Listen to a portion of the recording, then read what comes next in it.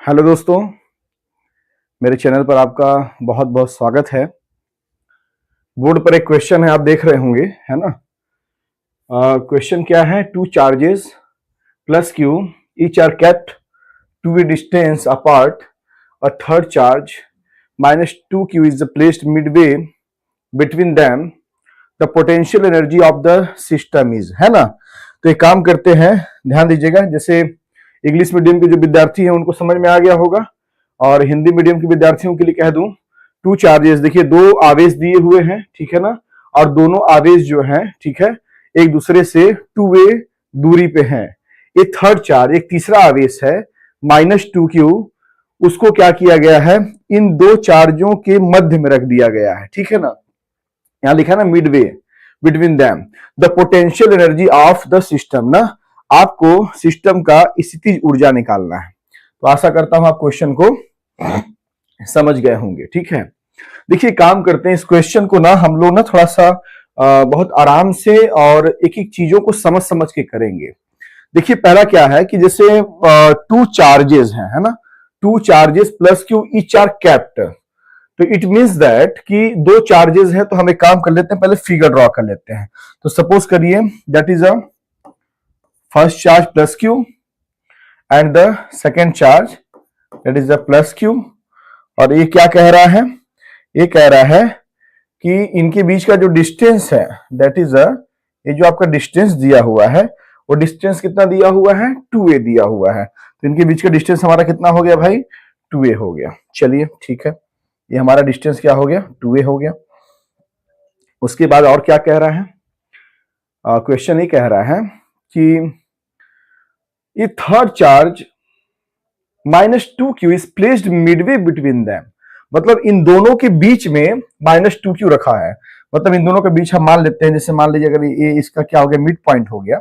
और सपोज करिए क्या करते हैं कि हम लोग इस वाले पॉइंट का नाम दे देते हैं, सपोज करिए ए, जहां पर प्लस क्यू चार्ज रखा है। और इस वाले पॉइंट का नाम दे देते हैं, सपोज करिए बी, जहां पर प्लस क्यू चार्ज रखा है। और दोनों चार्ज एक दूसरे से 2a डिस्टेंस पे है। सपोज कर लेते हैं इसका जो मिड पॉइंट हो कितना है? सी। और यहाँ सी पर जो चार्ज रखा हुआ है कितना रखा हुआ है? माइनस टू क्यू रखा हुआ है। आशा करता हूं आप चीजों को समझ गए होंगे। कितना रखा हुआ है? माइनस टू क्यू रखा हुआ है। चलिए, तो आपको बताना क्या है? आपको बताना कि ये जो सिस्टम है, इस सिस्टम का आपको पोटेंशियल एनर्जी बताना है। You have a four option, okay, that is A B C D. After solve this question ना, you can find the right answer. तो आप ए बी सी डी में आप क्या करेंगे? आंसर चेक करेंगे कि हाँ हमारा कौन सा आंसर सही है, ठीक है।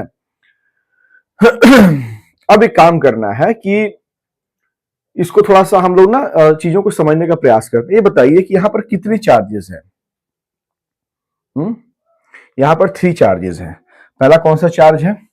That is a plus Q. दूसरा कौन सा चार्ज है? फिर प्लस क्यू। और तीसरा चार्ज कौन सा है? That is a minus two Q. चलिए बात ठीक है। उसके बाद एक बात की जानकारी आपको होगी कि अगर सपोज करिए कि अगर दो चार्जेस हैं, क्या है? दो चार्जेस हैं, और दो चार्जेस अगर मान लीजिए एक डिस्टेंस पे एक दूसरे से दूर हैं, ठीक है, जैसे सपोज करिए Q1 चार्जेस है और Q2 चार्जेस है, और उनके बीच का अगर डिस्टेंस R है, तो जो हमारी potential energy U equal to क्या हो जाता है? 1/4 पाई एप्सिलॉन 0 Q1 Q2 अपन R हो जाता है ना। ये आपको जानकारी होगा। जैसे सपोज करिए, मैं फिर से कह दे रहा हूँ कि अगर मान लीजिए Q1 और Q2 अगर हमारे दो चार्जेस हैं, इनके बीच का डिस्टेंस R है, तो जो हमारा पोटेंशियल एनर्जी होता है U इक्वल टू वो nothing that is 1/4 pi epsilon 0 that is Q1 Q2 upon R हो जाता है। अब यहां पर आप देखिएगा, यहां पर कितने कंडीशन बन रहे हैं? There are 3 condition. क्या कितने कंडीशन बन रहे? 3 कंडीशन। पहला कंडीशन ए और सी के बीच में, पहला कंडीशन। दूसरा कंडीशन सी और बी के बीच में, दूसरा कंडीशन। और तीसरा कंडीशन ए और बी के बीच में, दैट इज तीसरा कंडीशन। 3 कंडीशन बन रहे हैं। तो एक काम करते हैं, बारी बारी निकालते हैं। तो पहला कंडीशन हम ले लेते हैं। तो पहला कंडीशन में क्या क्या मिल रहा है हमको? ए और सी मिल रहा है। ए और सी मिल रहा है, मतलब ए पर चार्ज है प्लस क्यू और सी पर चार्ज कितना है हमारा? माइनस टू क्यू है। और अभी हमने पढ़ा है कि अगर दो चार्ज दिए हुए हैं, उनके बीच का डिस्टेंस अगर आर है या उनका बीच का डिस्टेंस दिया हुआ है, तो उनकी जो पोटेंशियल एनर्जी होती है वो यह होती है।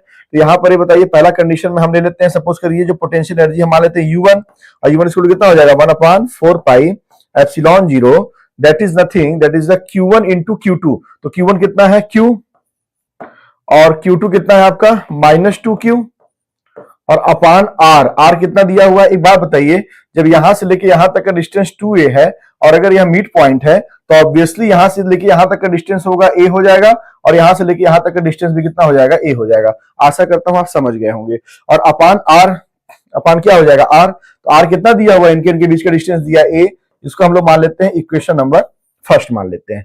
इसी प्रकार से जो दूसरा कंडीशन दिया हुआ है, दैट इज U2, वो कितना दिया है 1/4 pi epsilon 0, that is -2Q, एक हो गया, और एक हमारा हो गया +Q, दो हो गया, और अपान इनके बीच का भी डिस्टेंस कितना है a हो गया। ये हमारा इक्वेशन नंबर कितना हो गया, सेकंड हो गया। लिखते चलिएगा आप लोग, है ना। आशा करता हूं आपको यहां तक समझ में आ गया होगा। उसके बाद क्या है, उसके बाद आप देख रहे होंगे कि जो U3 है हमारा, वो किनके किनके बीच का कंडीशन है। एक कंडीशन किसके बीच में है, A और C के बीच में। एक कंडीशन किसके किसके बीच में है, C और B के बीच में। एक कंडीशन किसके बीच में है, A और B के बीच में। कितना आ जाएगा 1/4 पाई एप्सिलॉन 0, और ये हो जाएगा आपका यहां पर कितना है, दैट इज +Q इंटू, और यहां पर कितना है, दैट इज +Q, और अपान डिस्टेंस कितना हो जाएगा हमारा a, इक्वेशन नंबर थर्ड। तो आपको तीन कंडीशन का, जो तीन कंडीशन दिए हुए हैं, तीन कंडीशन यहाँ पर आपको एक सिस्टम दिया हुआ है जिसमें 3 कंडीशन अवेलेबल है। तो हमने जो है क्या किया गया, तीनों कंडीशन को लेकर के हमने क्या निकाल लिया, पोटेंशियल एनर्जी निकाल लिया U1, U2, U3। लेकिन वो पूछ रहा है the potential energy of the system, पूरे सिस्टम का पूछ रहा है। तो जब पूरे सिस्टम की बात आएगी, तो हम लोग क्या करेंगे, जब पूरे सिस्टम की बात आएगी तो हम लोग क्या करेंगे, तो हम लोग जो है हम लोग इसको क्या कर देंगे, ऐड कर देंगे। क्या कर देंगे, ऐड कर देंगे। तो ऐड कैसे करेंगे उसको देखते हैं थोड़ा सा। इसको आप लिखते चलिएगा, ठीक है ना, इसको आप लिख लीजिएगा, लिख लिए होंगे, स्क्रीनशॉट ले लीजिए, ठीक है। अब इसको हम लोग आगे क्या करेंगे, ऐड करेंगे। तो ऐड कैसे करेंगे, तो ऐड में हमारा ऐसा आ जाएगा ना, देखिए तो थोड़ा सा, U equal to U1 plus U2 plus U3 आ जाएगा। तो U क्या है आपका, सिस्टम का पोटेंशियल एनर्जी, मतलब पूरे सिस्टम को पोटेंशियल एनर्जी। इस सिस्टम में कितने कंडीशन है, 3 कंडीशन है, 1 2 3, A और C के बीच में, C और B के बीच में, और A और B के बीच में हमने निकाल लिया है, ठीक है ना। अब क्या है कि बीच का मतलब ये है कि हमने क्या लिया, एक पार्ट AC ले लिया, एक पार्ट CB ले लिया, एक पार्ट AB ले लिया। 3 कंडीशन हमको मिल गए, और हमने U1 U2 U3 निकाल लिया। अब हम सिस्टम के लिए निकालेंगे, तो हम क्या करेंगे, टोटल क्या करेंगे, ऐड कर देंगे। तो U1 plus U2 plus U3, तो U हमारा क्या, पोटेंशियल एनर्जी, ठीक है ना, किसका, सिस्टम का। U1 कितना है, तो एक बात आप देखिएगा, जब U1 U2 U3 को ऐड करेंगे तो 1/4 पाई एप्सिलॉन 0 कॉमन हो जाएगा। तो आप इसको ऐसे लिखेंगे, कैसे लिखेंगे, दैट इज नथिंग, आप इसको ऐसे लिखेंगे 1/4 पाई एप्सिलॉन 0 कॉमन हो जाएगा आपका। और यहां पर क्या बचेगा, देखिए -2Q इंटू Q, तो यहां पर बचेगा देखिए -2Q स्क्वायर, और अपान नीचे कितना बचेगा, A बचेगा। फिर क्या हो जाएगा, ऐड कर रहे हैं आप ना, तो प्लस का प्लस हो जाएगा। उसके बाद क्या है, -2Q इंटू Q, तो -2Q स्क्वायर अपान A हो जाएगा, मतलब यहां पर भी हो जाएगा -2Q स्क्वायर, और अपान A हो जाएगा। चलिए ये हो गया। फिर प्लस क्या हो जाएगा, Q इंटू Q स्क्वायर, तो ये आपका हो जाएगा Q स्क्वायर अपान A आ जाएगा। A आपका आ गया, क्या आ गया, U आ गया ना। अब इसको थोड़ा सॉल्व कर देते हैं। तो सॉल्व करेंगे तो देखिए यहाँ पर क्या मिल जाएगा हमको, U इक्वल टू मिल जाएगा 1/4 पाई एप्सिलॉन 0, और यहां पर आप देखिएगा, सॉल्व करिए थोड़ा सा। तो A, अच्छा एक बात और आपसे पूछना था, sorry, I am extremely sorry, एक जगह मिस्टेक हुआ है, उसके लिए मैं क्षमा चाहता हूं आपसे। जब हम लोग U1 देख रहे थे, तो U1 में क्या था, AC कंडीशन था, तो A और C के बीच का डिस्टेंस A। CB देख रहे थे, तो C और B के कंडीशन बीच का डिस्टेंस A। लेकिन जब हम A और B लिखेंगे तो उनके बीच का डिस्टेंस 2A है ना, तो यहाँ पर क्या हो जाएगा, हमारा 2A हो जाएगा। यहाँ पर हमारा क्या हो जाएगा, 2A हो जाएगा। तो जब यहाँ पर 2A हो जाएगा, तो हमारा लास्ट में भी क्या हो जाएगा, 2A हो जाएगा। तो जब 2A हो जाएगा तो A 2A ना, तो इसका जब हम क्या लेंगे, एलसीएम लेंगे, क्या लेंगे, एलसीएम लेंगे। तो that is nothing, that is 2A हो गया। और उसके बाद क्या हो गया कि आपने क्या किया, इसको सॉल्व कैसे करेंगे, A से A कैंसल, 2 बचा, और ऊपर कितना आ जाएगा, 4q² आ जाएगा। आशा करता हूं आप समझ गए होंगे।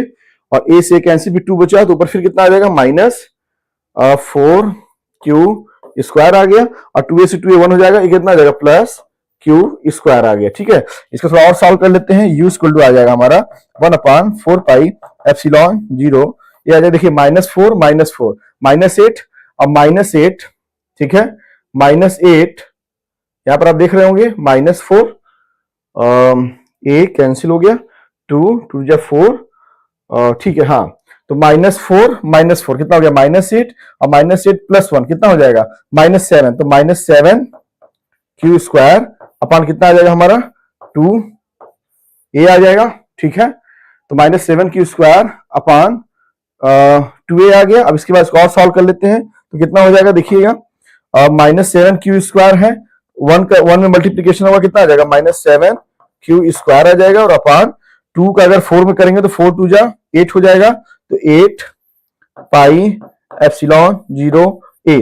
तो ये आपका क्या आ जाएगा, सिस्टम का पोटेंशियल एनर्जी आ जाएगा। अब मुझे एक बात बताइए, इसमें कौन सा मिल रहा है, देखिए तो थोड़ा सा, -7q², पहला नहीं, ए वाला नहीं होगा, बी वाला भी नहीं मिल रहा है, डी वाला भी नहीं मिल रहा है। देखिए -7q² अपान 8πε0a, सी आपका क्या हो जाएगा, करेक्ट आंसर हो जाएगा। ठीक है ना, मैं इस क्वेश्चन को फिर से बता दूं कि यहाँ पर क्या था कि 2 चार्जेस थे प्लस q, तो मैंने क्या किया, एक पॉइंट ले लिया कि एक पॉइंट ए है, दूसरा पॉइंट बी है, और एक पॉइंट पे प्लस q, दूसरे पॉइंट पे प्लस q, वो कहा ही है, और दोनों का डिस्टेंस कितना है 2a है, और कह रहा है कि एक थर्ड चार्ज एक दिया हुआ है जो -2q है, जो इन दोनों के बीच में रखा हुआ है। ठीक है ना, उसके बाद कह रहा है कि the potential energy of the system, तो यहाँ 3 कंडीशन थे, ए और सी के बीच का, हमने ए और सी के बीच में कितने चार्जेस, 2 चार्जेस, और सी और बी के बीच में कितने चार्जेस, 2 चार्जेस, और ए और बी के बीच में कितने चार्जेस, 2 चार्जेस। तो यहाँ पर कितने कंडीशन मिल गया, 1 2 3, तो मैंने इसका पोटेंशियल निकाल लिया, ए और सी के बीच का, सी और बी के बीच का, और ए और बी के बीच का, तो तीनों पोटेंशियल एनर्जी को मैंने क्या कर दिया, ऐड कर दिया। तो जब मैंने ऐड किया तो मैंने क्या पाया, -7q² अपान 8πε0a, और इसमें जो आपके क्या थे, 4 ऑप्शन दिए हुए थे, इसमें सी ऑप्शन इससे मिल रहा था, सी इज द करेक्ट आंसर। ठीक है ना, ऑफ दिस क्वेश्चन। ओके, आशा करता हूं आपको समझ में आ गया होगा। ठीक है, इसके बाद अगर हम बात करते हैं, किसके बारे में बात करते हैं, नेक्स्ट क्वेश्चन ना, नेक्स्ट क्वेश्चन की आपका दिया हुआ है, समझिएगा, 2 identical small conducting balls that is the B1 and the B2 are given -7 pc and the +4 pc, okay, charges respectively. ठीक है ना, यहाँ जो C लगा हुआ है ना, ठीक है ना, ये जो C लगा हुआ है, ये आपका क्या है, C क्या है बताइए, C जो है किसका किसका यूनिट होता है, ऑब्वियसली C मतलब हो गया कूलम हो गया, that is the unit of the charges. ठीक है ना, respectively they are brought in the contact with a third identical ball B3 and then separated if the final charge on each ball is -2 pc, the initial charge on B3 was। ठीक है, देखिए 4 option दिए, A B C दिया है और सबके सब PC में दिए हैं, तो आपको ज्यादा अगर P के बारे में आपको पता है तो ठीक है, अगर आपको नहीं पता है तो भी कोई टेंशन नहीं है। ठीक है ना, हमारा जो मेन मोटो है वो है कि हमारा आंसर PC में आया है, तो हम इसको जब सॉल्व करेंगे तो P पे हमको ज्यादा ध्यान नहीं देना, हमको ध्यान किस पे देना है, हमको ध्यान देना कि भाई C लगा है, C मतलब कूलम लगा है, कूलम मतलब क्या हो गया, चार्ज का यूनिट हो गया, इस प्रकार से। ठीक है ना, कभी कभी कुछ बच्चे क्या होते हैं, जैसे P के बारे में नहीं जानेंगे तो फिर क्या करेंगे, अरे यार P का मतलब क्या है, ठीक है ना, फिर उसके बाद उसमें परेशान होने लगते हैं। लेकिन हमारा आंसर किसमें आया, PC में आया है, तो PC में आया तो हम P पे ज्यादा हम लोग को सोचना नहीं है। ठीक है ना, तो P जैसे जो है आपका, P क्या है आपका, P आपका जो है वो पीको है, क्या है, पीको। ठीक है ना, तो P आपका क्या हो गया, पीको हो गया। तो जब P आपका पीको है तो पीको है कि क्या है, उस पे ध्यान नहीं देना है, ध्यान देना है क्वेश्चन को सॉल्व करने में। C लग गया है मतलब ये सब चीजें चार्जेस हैं, क्या है, -7 pc +4 pc और क्या दिया हुआ है आपका -2 pc, ये सब चार्जेस है। क्वेश्चन क्या है, 2 identical small conducting balls B1 and B2 are the given -7 pc and +4 pc charges respectively, they are brought in the contact with the third identical ball B3 and then separated if the final charges on each ball is -2 pc, the initial charge on B3 was। कह रहा है 2 identical small conducting balls B1 and B2, एक बात बताइए, वो ये कह रहा है क्या कह रहा है, वो कह रहा है कि देखिए you have a 2 identical small conducting ball ना, identical small connecting ball, suppose करिए 2 बॉल हैं आपके, फर्स्ट बॉल ये मान लेते हैं, ये आपका क्या है, ये आपके कितना क्या हो गया, सेकंड बॉल हो गया आपका। ठीक है, ये आपका फर्स्ट बॉल हो गया और ये आपका सेकंड बॉल हो गया, और एक बॉल और दिया हुआ है, क्या दिया है, दैट इज अ एक थर्ड बॉल दिया है, एक थर्ड बॉल दिया है, एक थर्ड बॉल दिया है। क्वेश्चन ये कह रहा है कि जो दो बॉल है, पहले के बॉल का नाम क्या है भैया? तो पहले का नाम है that is the B1, second का नाम क्या है B2, और थर्ड का नाम क्या है B3। वो कहा क्या रहा है कि हाँ एक बात और, B1 and B2 are given -7 PC and +4 PC charges respectively. मतलब B1 की जो वैल्यू है, B1 के ऊपर जो चार्ज है वो कितना है -7 PC है, चलिए ठीक है, और B2 के ऊपर जो चार्ज है +4 PC है, चलिए ये भी ठीक है, रिस्पेक्टिवली लगा है ना, रिस्पेक्टिवली लगा है। They are brought in contact with third identical ball B3 and then separated ना। तो क्या हुआ कि इन दोनों बॉल को किससे कॉन्टेक्ट करा दिया गया? B3 से कॉन्टेक्ट करा दिया गया। और चूंकि B3 पे अभी कितना चार्ज है हमको नहीं पता, तो मान लेते हैं कि इस पे जो चार्ज है वो कितना है, दैट इज X PC है। कितना है? X PC है, हम लोग मान लेते हैं, चलिए ठीक है, भी मान लिए हम लोग। उसके बाद क्या कह रहा है? If the final charge on each ball is -2 PC। मतलब ध्यान दीजिएगा, there are two condition here. First, पहले क्या है? नो कॉन्टेक्ट, मतलब बिफोर कॉन्टेक्ट, बिफोर कॉन्टेक्ट। और दूसरा कंडीशन क्या है? After contact, after contact. पहले इनके बीच में कोई कॉन्टेक्ट नहीं है, नो। दूसरा है यस। तो पहले जब नहीं है और दूसरा जब कॉन्टेक्ट है, ठीक है ना, तो आपको पता होगा कि law of conservation of charge के हिसाब से, ठीक है ना, कि जो नेट चार्ज होगा हमारा, वो नेट चार्ज कितना होगा? इक्वल होगा before the contact, after the contact, net charge will be same. That is a law of conservation of charge. तो you know that, you know very well, here there is no contact. Okay, तो जब contact नहीं है तो charges कितने हैं? तो B1 पे चार्जेस है -7। यहां लिखेंगे कि according to the according to the law of conservation of charge, क्या हो जाएगा? दैट इज आपका हो जाएगा, दैट इज क्या हो जाएगा?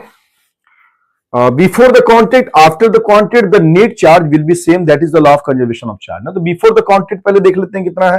तो देखिएगा, पहले वाले बॉल पे जो चार्जेस है वो है -7 PC, और सेकेंड वाले पे कितने हैं भैया? टोटल कितना, हम नेट की बात कर रहे हैं, +4 PC, और थर्ड पे कितने हैं भैया? +X PC, and is equal to after the contact कितने हैं? तो कह रहा है, देखिए आफ्टर द कॉन्टेक्ट ना, मतलब कह रहा है ना कि देखिए क्या कह रहा है, third identical ball B3 and then separated. मतलब क्या है? They are brought in the contact with the third identical ball. जब ये लोग B1 एंड B2 B3 के कॉन्टेक्ट में आते हैं, तो कह रहा है if the final charge on each ball is -2 PC। मतलब कॉन्टेक्ट होने के बाद इस पर कितना हो जाता है? -2 PC। इस पर कितना हो जाता है? -2 PC।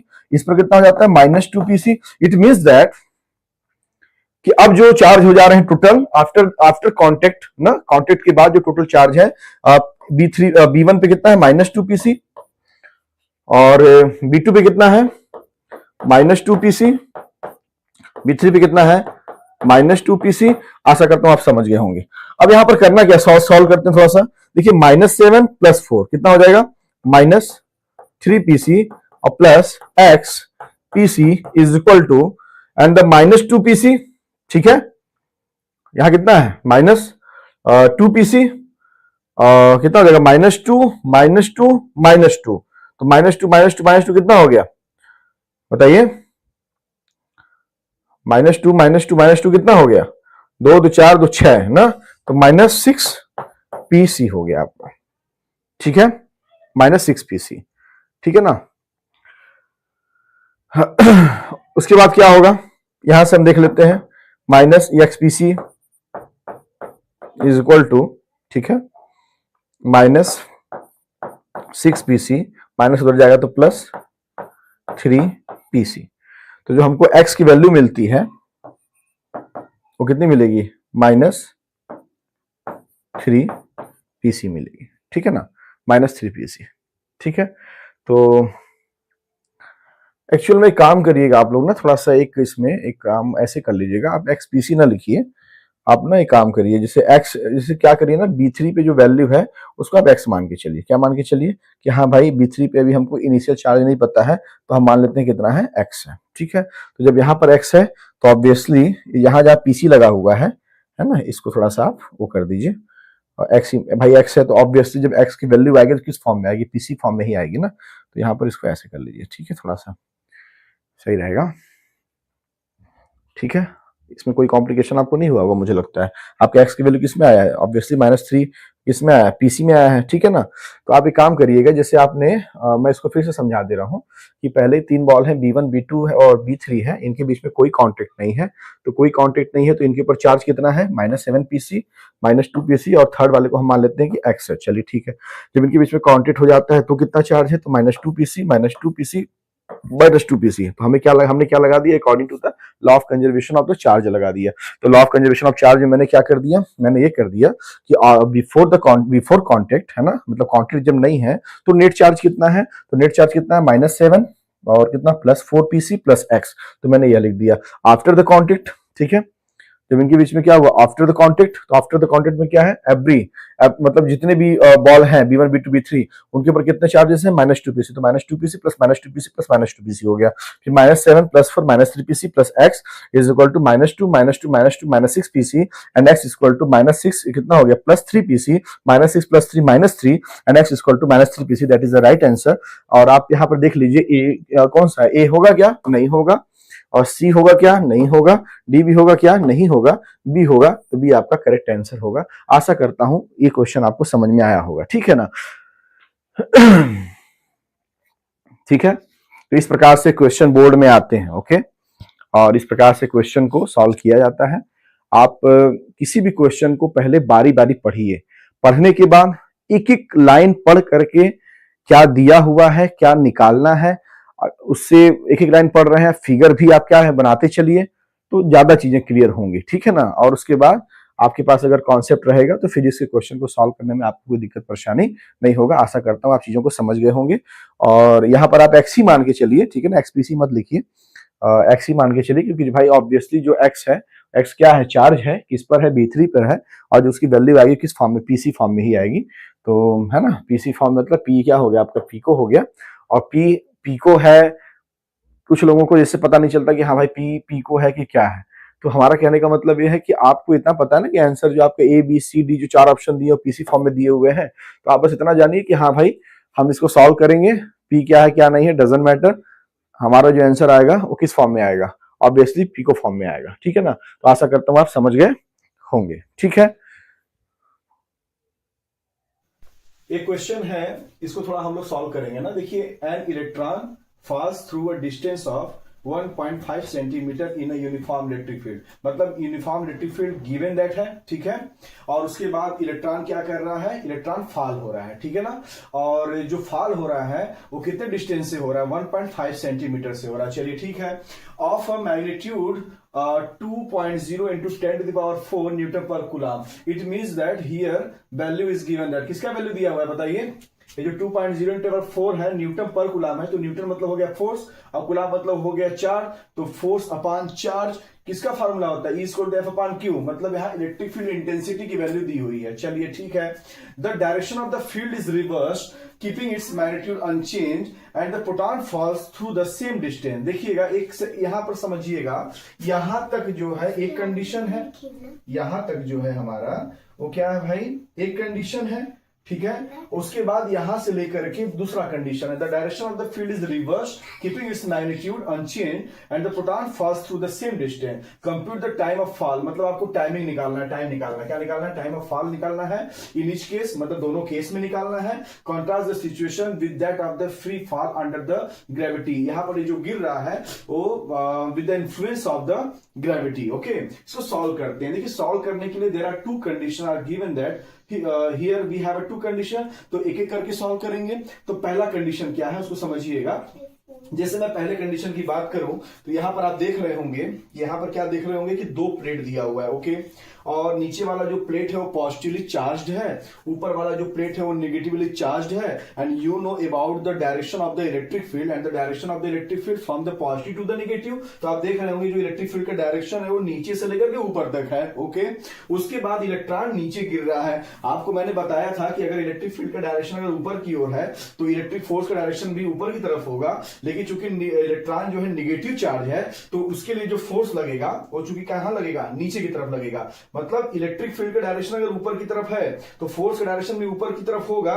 कब? जब चार्ज क्या हो, पॉजिटिव हो। लेकिन यहां पर चार्ज क्या है, इलेक्ट्रॉन है। इलेक्ट्रॉन क्या है, निगेटिव चार्ज है, तो फोर्स कहां लगेगा, नीचे की तरफ लगेगा। तो फोर्स कितना लगेगा आपको पता है क्या, E equal to F upon q. तो देखिए ध्यान से ना, E इक्वल टू आपको पता है क्या होता है, एफ अपॉन क्यू होता है, और यहां पर क्यू कौन है, इलेक्ट्रॉन है, तो ये हो गया हमारा E। तो यहां से हमको एफ क्या मिल जाएगा, एफ मिलेगा QE, मतलब E मतलब हो गया आपका इलेक्ट्रॉन, एंड ए वाला हो क्या हो गया, electric field intensity, and F क्या हो गया आपका फोर्स। मतलब इस जो फोर्स का डायरेक्शन होगा वो कहां पर होगा, नीचे की तरफ होगा। एक बात क्लियर हो गया, ये बात आप समझ पाए, ठीक है। उसके बाद इलेक्ट्रॉन देखिए यहां पर है, तो यहां पर है, अब चूंकि यहां से लेकर यहां तक का जो हाइट है वो हाइट कितना है, दिया हुआ है, गिवन दैट कितना दिया हुआ है भैया, 1.5 सेंटीमीटर, मतलब ये हाइट आपको दिया हुआ है। उसके बाद देखिए यहां पर इलेक्ट्रॉन स्टेशनरी कंडीशन में है, रेस्ट कंडीशन में है। इसका मतलब हमको जो यू मिल गया, इनिशियल वेलोसिटी मिल गया, वो भी क्या मिल गया, 0 मिल गया। डिस्टेंस वो कितना ट्रेवल कर रहा है, मान लेते हैं एस ट्रेवल कर रहा है। टाइम ऑफ फॉलिंग, जो टाइम ऑफ फॉल है वो कितना है, सपोज कर लेते हैं कि वो T है। आप समझ पा रहे हैं मैं क्या कहना चाहता हूं। तो यहां पर इसको हम सॉल्व कैसे करेंगे, तो कुछ ऐसे करेंगे, देखिएगा ध्यान से। पहला कंडीशन मैं बात कर रहा हूं फर्स्ट कंडीशन का, ठीक है ना। तो फर्स्ट कंडीशन में क्या हो जाएगा कि जब हमको निकालना है टाइम ऑफ फॉल, ठीक है, तो हमको यहां पर क्या मिल गया बताइए, यहां पर हमको पहली बात क्या मिल गया है, फोर्स मिल गया है। और आपको एक बात की जानकारी होगी कि जैसे सेकेंड इक्वेशन ऑफ न्यूटन क्या होता है, एस इक्वल टू होता है UT plus half a t square, ठीक है। और यहां पर आपको पता है एस इक्वल टू यू क्या हो गया, 0 हो गया, तो ये पूरा पार्ट 0 हो जाएगा, तो क्या मिलेगा मुझे, हाफ एटी स्क्वायर। आपको निकालना क्या, टी निकालना है, तो ये 2 इधर आएगा तो क्या हो जाएगा, 2s upon a equal to t square, उधर हो जाएगा तो क्या हो जाएगा, अंडर रूट हो जाएगा। इसका मतलब ये हुआ कि यहां से लेकर के यहां तक का डिस्टेंस जो गिर रहा है कितना है, 1.5 सेंटीमीटर है, मतलब s की वैल्यू हमारे पास है। और अगर हमको a की वैल्यू पता चल जाए तो हमको t टाइम ऑफ फॉल निकालने में कोई कॉम्प्लिकेशन नहीं होगा। तो हम किसके पास जाएंगे, you know that what is the second law of motion of Newton, that is nothing, that is F is equal to m into a, okay. And force, ठीक है, फोर्स आपके पास कितना है, E, तो आप लिखेंगे E is equal to m into a, okay.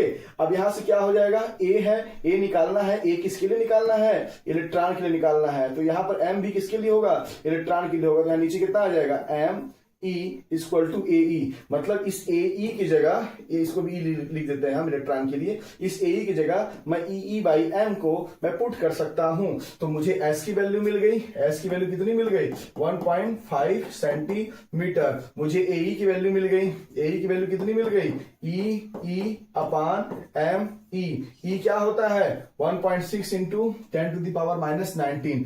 E क्या है, AE क्या है, इलेक्ट्रिक फील्ड इंटेंसिटी कितना दिया हुआ है, 2.0 into 10 to the power 4 newton per coulomb. उसके बाद मास ऑफ इलेक्ट्रॉन कितना होता है, 9.1 into 10 to the power minus 31। तो क्या मिल जाएगा, यहाँ AE मिल जाएगा। AE क्या है, एक्सीलरेशन है, किसके लिए, इलेक्ट्रॉन के लिए। तो आप क्या निकाल देंगे, T किसके लिए, फर्स्ट कंडीशन के लिए। कैलकुलेशन आप कर सकते हैं, मैं आपको प्रोसेस बताऊंगा, I will give you process, because you are a student of class 12, you have a intellectual property, you have a confidence, you have a calculation power, ठीक है। मेरा एक मोरल रिस्पॉन्सिबिलिटी बनता है कि किसी क्वेश्चन को मैं आपको समझा दूं, उसके प्रोसेस को मैं आपको बता दूं, कैलकुलेशन करने में आप बहुत सक्षम हैं, क्योंकि आप हो सकता है कल को आप किसी का एम होगा IIT के लिए, किसी का एम होगा नीट के लिए, एडवांस जेईई मेंस, ये सब एम होगा आपका।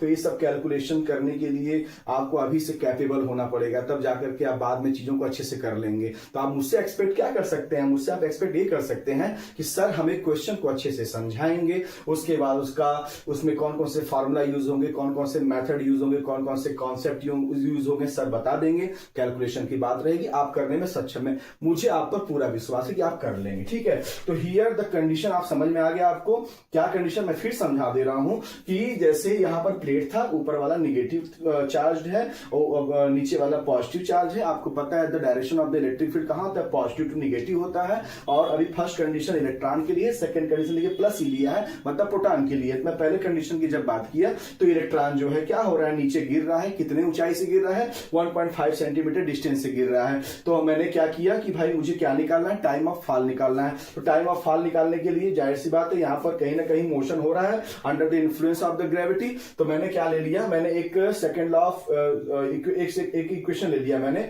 S equal to u t plus half a t square. ठीक है ना, सेकंड इक्वेशन ले लिया मैंने, S equal to u t plus half a t square. चूंकि यहां पर वो रेस्ट कंडीशन में है तो इनिशियल वैल्यू जो होगी, initial velocity U equal to 0 होगी। और चूंकि ये डिस्टेंस ट्रेवल कर रहा है कितना, 1.5 सेंटीमीटर, तो S इक्वल टू मैंने ले लिया UT plus half a t square. ये वाला पोर्शन आपका 0 हो गया, तो मुझे S इक्वल टू मिला हाफ एटी स्क्वायर। मुझे निकालना क्या था, T निकालना था। तो मैंने 2 को यहां पर भेज दिया तो 2S, A को मैंने नीचे भेज दिया A, और चूंकि स्क्वायर को उधर भेजूंगा तो अंडर रूट इक्वल टू हमारा क्या हो गया, टी हो गया। एस की वैल्यू दी हुई है 1.5 सेंटीमीटर, और ए ई निकालना था। ए ई निकालने के लिए मैंने किसका, second law of motion of Newton, F equal to M into ए।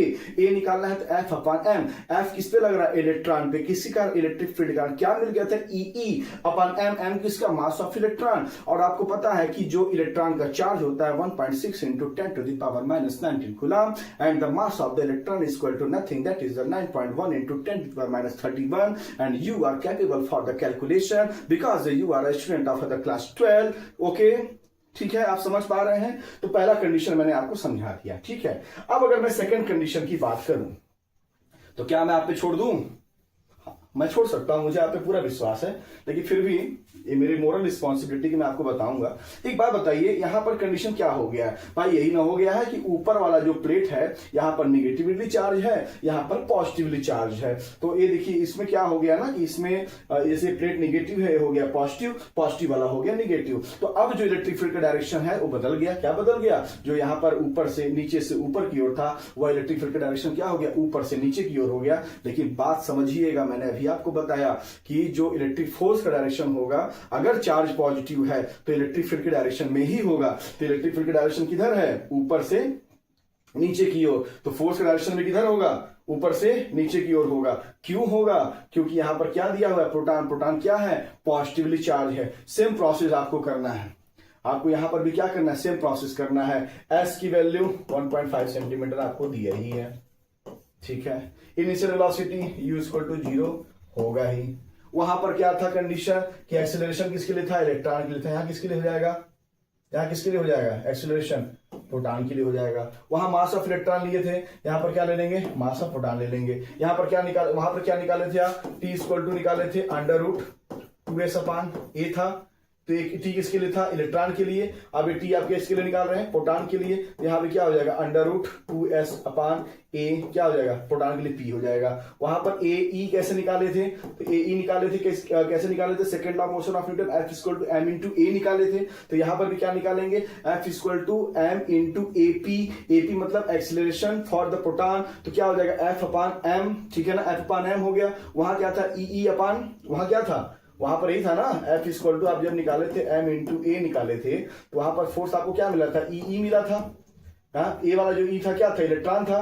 यहां पर जो हो जाएगा क्या हो जाएगा, यहां पर क्या हो जाएगा आपका, यहां पर जो F equal to M into A है, तो आप जो फोर्स निकाले थे, फोर्स कहां से निकाले थे भाई, यहां से निकाले थे ना, E equal to F upon Q से निकाले थे। तो क्यू वहां इलेक्ट्रॉन था, यहां पर चार्ज आपका क्या हो गया, प्रोटॉन हो गया। तो एस की वैल्यू दी हुई है, यू आपका 0 है। यहां से आप जो अब इसमें जो भी आप करेंगे सेम प्रोसेस करेंगे, लेकिन वहां पर इलेक्ट्रॉन के लिए कर रहे थे, यहाँ प्रोटॉन के लिए कर रहे थे। यहाँ प्रोटॉन के लिए करेंगे, इलेक्ट्रॉन के लिए जब आप किए तो आपका 9.1 इंटू 10⁻31 उसका मास आ गया। प्रोटॉन के लिए करेंगे तो 1.67 इंटू 10⁻27 की ग्रा आ जाएगा। अगर वहां पर चार्ज उन्होंने इलेक्ट्रॉन किए थे तो वहां पर -1.6 इंटू 10⁻19 आ गया। यहाँ पर चार्ज प्रोटॉन करेंगे तो +1.6 इंटू 10⁻ माइनस 19 आ गया। सारा प्रोसेस सेम है, बस खाली इतना है कि चार्ज में माइनस की जगह क्या हो गया, आपका प्लस हो गया। इसका जो मास था, उसका मास जो था वो था आपका 9.1 इंटू 10⁻31। इसका मास बदल जाएगा 1.6 इंटू 10⁻27 की ग्रा।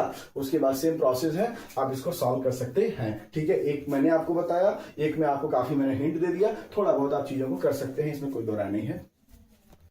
हेलो दोस्तों, एक क्वेश्चन आपके सामने है। A free pitch ball C of 7 gram, मतलब एक बॉल दिया है सी, ठीक है, और इसी कितने ग्राम का है, मतलब इसका जो मास दिया हुआ है हमको, ये मास दे दिया है हमको, कितना दिया है 7 ग्राम दे दिया है। चलिए ठीक है, और कह रहा है कैरीज अ पॉजिटिव चार्ज, मतलब ये कैसा है, देखिए पॉजिटिव है, ठीक है, पॉजिटिव है तो कितने कुलाम का है, तो देखिए 6 इंटू 10⁻8 कुलाम का है। ये आपका क्या है, दिया हुआ है, मतलब हम इसको लिख देंगे that is a nothing, that is a given, that हो गया। अब ये कह रहा है कि what must be the nature and the magnitude of the charge that should be the given to the second pith ball X, मतलब एक सेकंड बॉल जो है एक्स है वो सी बॉल से जो है 5 सेंटीमीटर नीचे है। अच्छा, अब वो पूछ रहा है कि ए Q3 जो है इसकी वैल्यू कितनी होगी, और प्लस Q3 क्या होगा, पॉजिटिव होगा कि नेगेटिव होगा, यही क्वेश्चन हमसे पूछ रहा है। तो देखिए हम करेंगे क्या, और एक कंडीशन पूछ रहा है कि ए पॉजिटिव होगा कि नेगेटिव होगा, और कंडीशन इनके इसमें क्या कंडीशन है कि मतलब वो हमसे पूछ रहा है कि given to the second pith ball X fix से 5 centimetre below the C ball so that the upper ball is in static condition, मतलब ये जो अपर वाला बॉल है ये चार्ज कितना होगा, इसका नेचर कितना होगा कि अपर वाले बॉल में कोई प्रभाव नहीं पड़ना चाहिए, मतलब पता चला कि ये ऊपर नीचे नहीं आना चाहिए, ये अपने स्टैटिक कंडीशन में है, स्टेशनरी कंडीशन में ही अपने रहना चाहिए, ठीक है ना, इसमें कोई चेंजेस आना नहीं चाहिए। तो देखिए कंडीशन क्या है समझिएगा। तो यहाँ पर पहले आपको जानकारी होगा कि ग्रेविटी जो है किसी भी मास पे जो है नीचे की तरफ फोर्स लगाती है।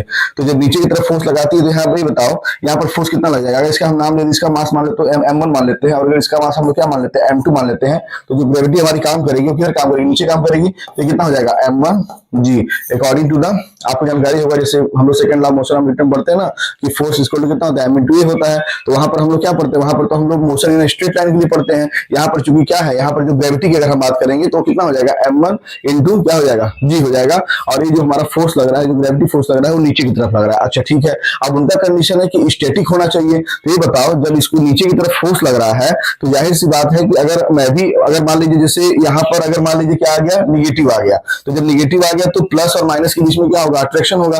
तो प्लस माइनस के बीच में अट्रैक्शन होगा तो फिर ए भी नीचे और ओ भी नीचे, तो फिर तो नीचे आ जाएगा। लेकिन कंडीशन क्या है कि स्टैटिक होना चाहिए। तो स्टैटिक होने के लिए एक कंडीशन फिक्स हो गया कि भाई ये जो चार्ज होगा हमारा Q3 होगा वो क्या होगा, पॉजिटिव होगा। जब पॉजिटिव होगा तो एक ला रहा है नीचे, और दूसरा जो क्या है according to the coulomb's law क्या होगा, रिपल्सन होगा। तो रिपल्सन जो होगा तो जाहिर सी बात है किधर होगा, ऊपर की तरफ होगा। रिपल्सन हमारा कॉज करेगा, एक कौन सा फोर्स हो जाएगा हमारा, रिपल्सिव फोर्स हो जाएगा, ये हमारा रिपल्सिव फोर्स हो जाएगा। एक लग रहा है ग्रेविटी हमारी नीचे लग रही है, रिपल्सन हमारा ऊपर की तरफ हो रहा है, तब हम कह सकते हैं कि हाँ स्टैटिक कंडीशन बन सकता है। इसका मतलब हमको ये समझ में आ गया कि जो हमारा Q3 का जो नेचर होगा वो Q3 का नेचर क्या होगा, पॉजिटिव होगा। पहले क्वेश्चन का जवाब हम लोग को मिल गया। अब हम लोग को सेकंड क्या बोल रहा है, सेकंड कह रहा है कि आपको Q3 निकालना है। Q3 का मतलब मैग्नीट्यूड निकालना है। तो आपको एक बात की जानकारी होगा, जब इसका मैग्नीट्यूड हमको निकालना है तो चूंकि पहले हमें जान लिया कि क्वेश्चन किस टॉपिक पे है, तो एक जो टॉपिक है आपका वो है कूलम्ब्स लॉ। क्या है, कूलम्ब्स लॉ। तो व्हाट इज कूलम्ब्स लॉ, तो कूलम्ब्स लॉ इक्वल टू होता है F इक्वल टू होता है 1/4 पाई F0 होता है, एंड Q1 होता है और Q2 होता है और अपन R² होता है। लेकिन यहाँ पर कह रहा है कि जो ऊपर वाला बॉल C है वो स्टैटिक कंडीशन में होना चाहिए, मतलब इक्विलिब्रियम पोजीशन में होना चाहिए, मतलब स्टेशनरी कंडीशन में होना चाहिए। तो एक बात बताओ, रिपल्सिव फोर्स लग रहा है ऊपर की तरफ और इसका जो वेट है वो लग रहा है नीचे की तरफ। अगर ये दोनों आपस में बराबर हो जाए, फॉर एग्जांपल दैट जैसे मुझे कोई 6 न्यूटन से इधर खींचे, मुझे कोई 6 न्यूटन से इधर खींचे, अगर मैं जाहिर सी बात है मैं स्थिर अवस्था में रहूंगा, स्टेशनरी कंडीशन में रहूंगा। लेकिन कोई भी व्यक्ति अगर मुझे 7 न्यूटन से इधर खींचा और इधर 6 न्यूटन से मैं खींचा रहा हूँ, ऑब्वियसली मैं इधर की तरफ मूव कर जाऊंगा। क्यों, क्योंकि जो रिजल्टेंट आएगा वो कितना आ जाएगा, 1 न्यूटन आ जाएगा। मतलब इसका जो 7 का जो 6 न्यूटन है उसके 6 न्यूटन क्रॉस करेगा और उसका 1 न्यूटन जो है वो भारी पड़ जाएगा, तो मैं इधर की तरफ मूव कर जाऊंगा। इट मींस दैट यहाँ पर अगर इक्विलिब्रियम कंडीशन चाहिए चाहे स्टेशनरी कंडीशन चाहिए तो मुझे दोनों फोर्स क्या चाहिए, इक्वल चाहिए। दोनों फोर्स का मतलब क्या हो गया, दैट इज अ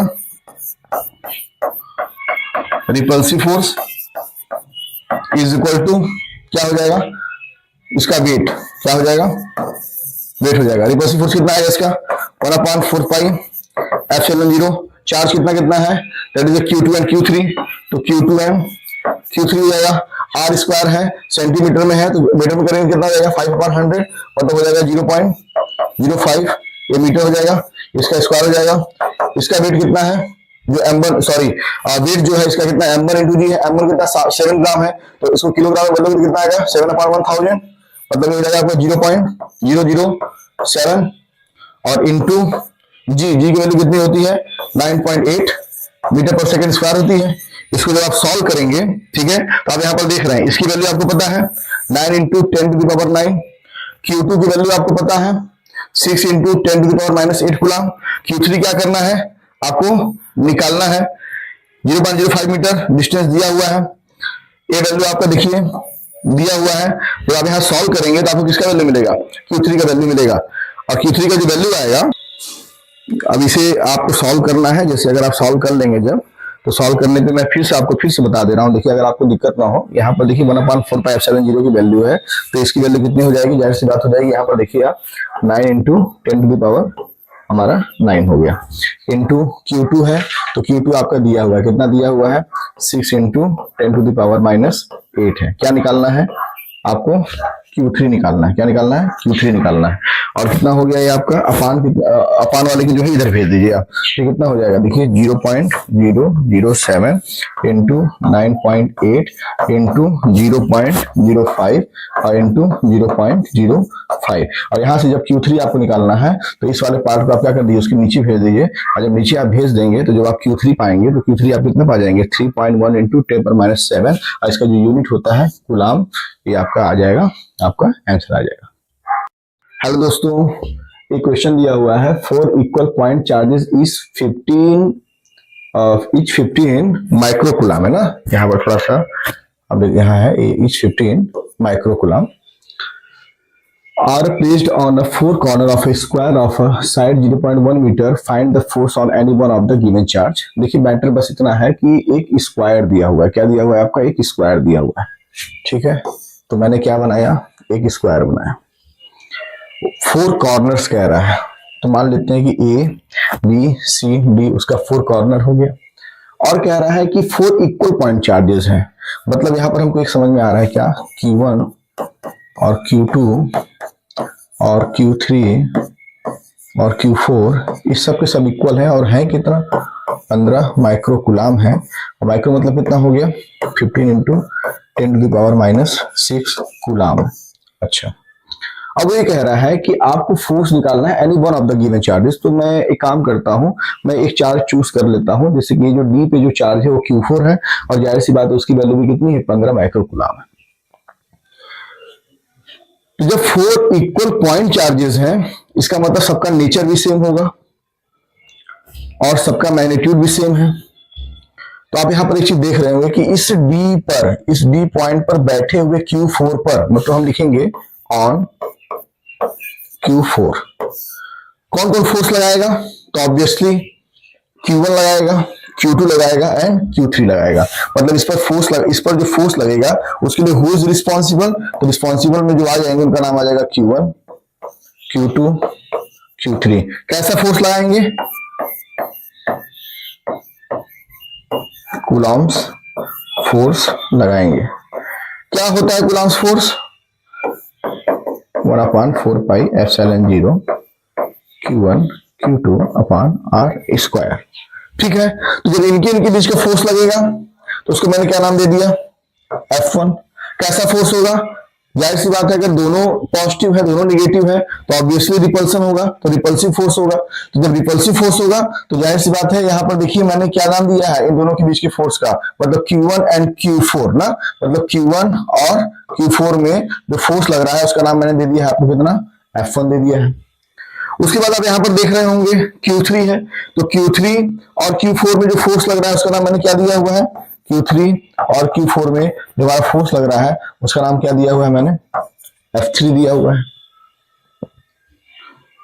उसके बाद आप यहां पर देख रहे होंगे कि जो Q2 है, तो Q2 पे भी चार्ज कितना, Q2 पे चार्ज कितना है भाई, ऑब्वियसली सब चार्ज इक्वल है, तो 15 माइक्रो कूलम इसके पास भी है। तो ये भी फोर्स एक्सर्ट करेगा, किस पे करेगा, डी पे बैठे हुए चार्ज पर। तो डी पे बैठा हुआ चार्ज कितना है Q4 है, तो Q4 पे एक्सर्ट करेगा, तो कैसे करेगा, रिपल्सिव फोर्स ही करेगा। तो रिपल्सिव फोर्स ही करेगा, तो इसका नाम हमने क्या दे दिया है, दैट इज F2। मतलब यहाँ पर Q2 और जो हमारा है Q4, इनके बीच के चार्ज का नाम हमने क्या दे दिया है, दैट इज F2। तो हमें निकालना क्या, हमें निकालना है total charge on Q4। Q4 कहां पर है, D पर है, मतलब हमको निकालना है, हम we have to calculate the total charge. कैसा चार्ज, टोटल सारी फोर्स निकालना है, टोटल हमें निकालना है, टोटल फोर्स निकालना है, टोटल फोर्स निकालना है किस पर, ऑन Q4। किसके कारण, due to Q3, Q2 and Q1। आपको समझ में आ गया होगा। अब बस यहां पर एक चीज बताइए मुझे कि जैसे मान लीजिए ठीक है, इनके हाँ साइड्स जो दिए हुए हैं, कितना दिए हुए हैं, 0.1 मीटर। तो जब ये स्क्वायर की बात है तो उसके सारे साइड्स इक्वल होते हैं, तो ये भी 0.1 मीटर हो गया, ये भी 0.1 मीटर हो गया, ये भी 0.1 मीटर हो गया, और ये भी 0.1 मीटर हो गया। लेकिन जब हम इस चार्ज को लेंगे तो इस चार्ज से और इस चार्ज के बीच का जब डिस्टेंस हम निकालेंगे तो आपको जानकारी है, ये तो दिया नहीं है, तो नहीं दिया तो उसके लिए हम क्या करेंगे, तो ये बताइए, अगर ये ऐसे ये देख रहे हैं आप, ये वाला BCD, क्या है इसका नाम, BCD, ये कैसा दिख रहा है आपको, इसका एक एंगल कितने का है, 90 डिग्री। जो स्क्वायर में जो चारों एंगल का सम होता है 360 डिग्री होता है। ये कैसा ट्रायंगल दिख रहा है आपको, राइट एंगल ट्रायंगल दिख रहा है। तो हमने क्या लगा दिया, पाइथागोरस थ्योरम लगा दिया है। मतलब हाइपोटेनस कितना हो जाएगा हमारा, परपेंडिकुलर का स्क्वायर और प्लस क्या हो जाएगा हमारा, बेस का स्क्वायर, ठीक है ना। ये हमारा क्या हो जाएगा, हाइपोटेनस हो जाएगा, और हाइपोटेनस यहाँ क्या लग जाएगा, अंडर रूट लग जाएगा।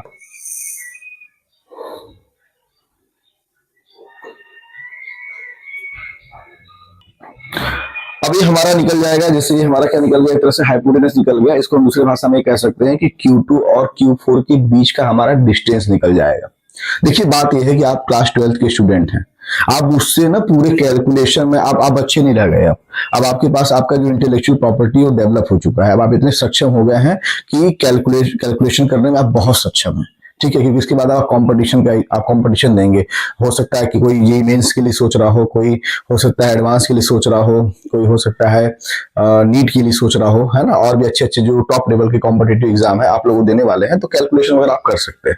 आप उससे ये उम्मीद रख सकते हैं कि हाँ भाई इसका प्रोसेस क्या है, इसके पीछे कॉन्सेप्ट क्या है, इसके पीछे की इसको सॉल्व करने की स्ट्रेटेजी क्या है, इसको सॉल्व करने का तरीका क्या है, मेथड्स क्या है, तो हम आपको बताएंगे, ठीक है ना। कैलकुलेशन आप लोग कर सकते हैं, इतना मुझे आप पे पूरा विश्वास है।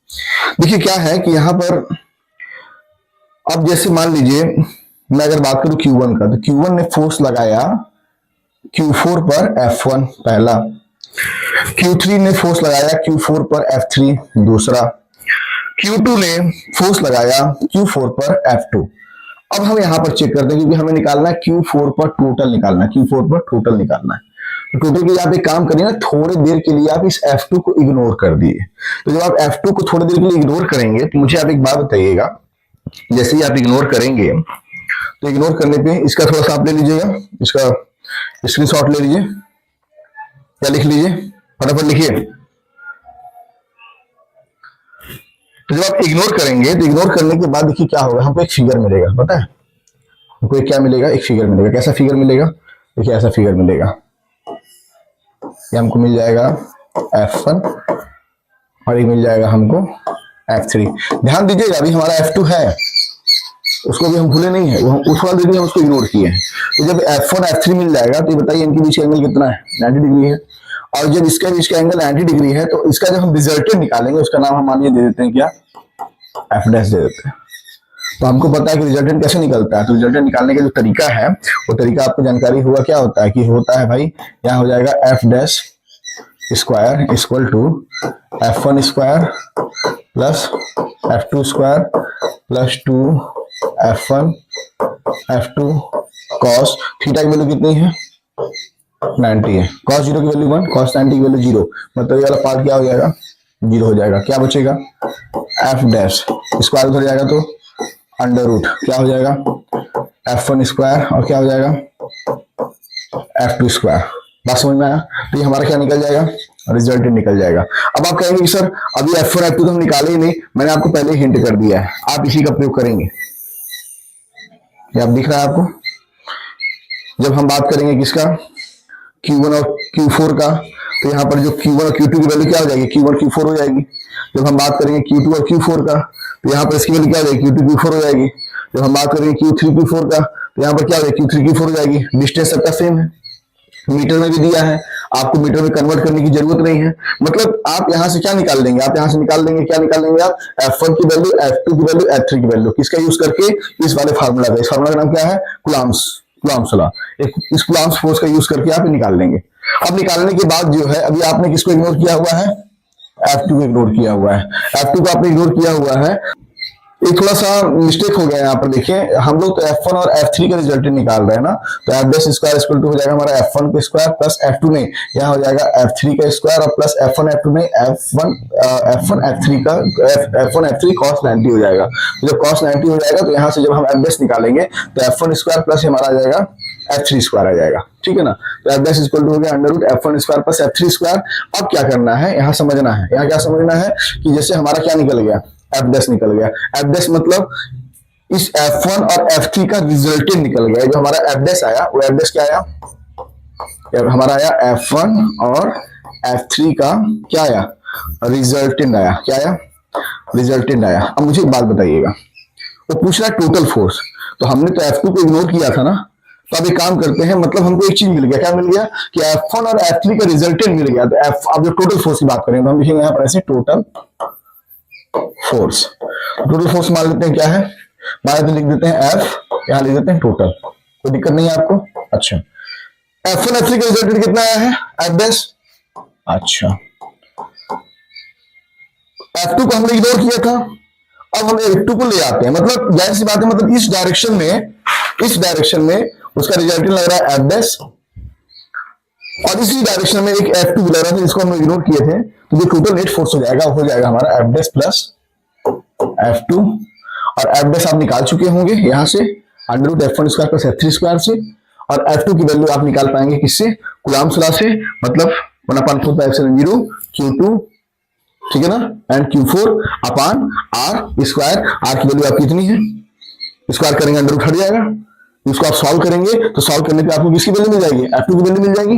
और जब F2 की वैल्यू मिल जाएगी तो जो हमारा टोटल है, ये हमारा टोटल आ जाएगा, F टोटल हमारा आ जाएगा। कैलकुलेशन आप लोग कर लीजिएगा, मैं आपसे आशा करता हूं।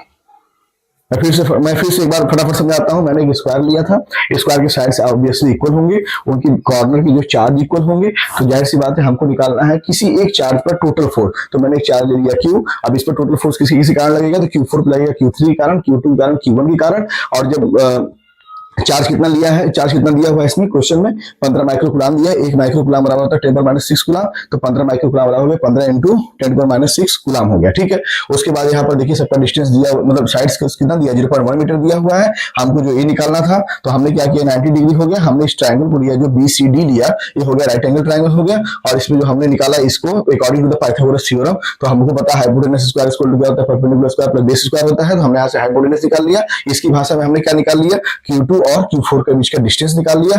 और जब हमने यहाँ पर देखा कि यहाँ पर जाहिर सी बात है, यहाँ पर जैसे ये जो ए पर जो बैठा हुआ चार्ज है 15 माइक्रोकूलम, ए क्या डी पे बैठे हुए चार्ज पे फोर्स लगाएगा F1, इसी प्रकार से F3, और ये क्या लगा रहा है आपका, ये F2 लगा रहा है। फिर हमने क्या किया कि F2 को कुछ देर के लिए इग्नोर किया, हमने F1 और F3 को लिया, और F1 F3 लिया, जिनके बीच एंगल कितना 90, हमने इसका रिजल्टेंट फोर्स लगा दिया। तो रिजल्टेंट फोर्स निकाला कितना, F dash square equal to F1 square plus F3 square plus 2F1 F3 cos 90। आप पढ़े होंगे R square equal to A square plus B square plus 2AB cos theta, ठीक है। तो वहां से निकालने के बाद हमको किसकी वैल्यू मिल गई, F डैश की वैल्यू मिल गई। चूंकि हम F2 को इग्नोर किए थे, मतलब इस पर जो फोर्स लग रहा है रिजल्टेंट आया F डैश, और फोर्स लग रहा है F2। इसी और को मैथ की भाषा में क्या करते हैं, प्लस कहते हैं। ये हमने टोटल निकाल दिया, हमारा टोटल जो है फोर्स हो गया। इसका कैलकुलेशन आप लोग अच्छे से कर सकते हैं, ठीक है। हेलो दोस्तों, एक क्वेश्चन दिया है कि which is a bigger a coulomb और अ चार्ज ऑन इलेक्ट्रॉन, ठीक है। देखिए, पहले तो ये जानना है कि क्वेश्चन किस टॉपिक से है। तो उस टॉपिक का जो नाम है, उसका नाम है क्वांटाइजेशन ऑफ द चार्ज। पहले हम टॉपिक का नाम लिख देते हैं, that is a quantization of charge, ठीक है ना। ये हो गया आपका क्वांटाइजेशन ऑफ चार्ज। अभी होता क्या है, ये भी आपको जानकारी है। क्या होता है भाई, Q इक्वल टू होता है प्लस माइनस एन ई। यहाँ पूछ क्या रहा है, अ कूलम। वो पूछ रहा है कि 1 कूलम बड़ा कि चार्ज ऑन इलेक्ट्रॉन बड़ा। तो चार्ज ऑन इलेक्ट्रॉन होता कितना है, होता है 1.6 इंटू 10⁻⁻19 होता है।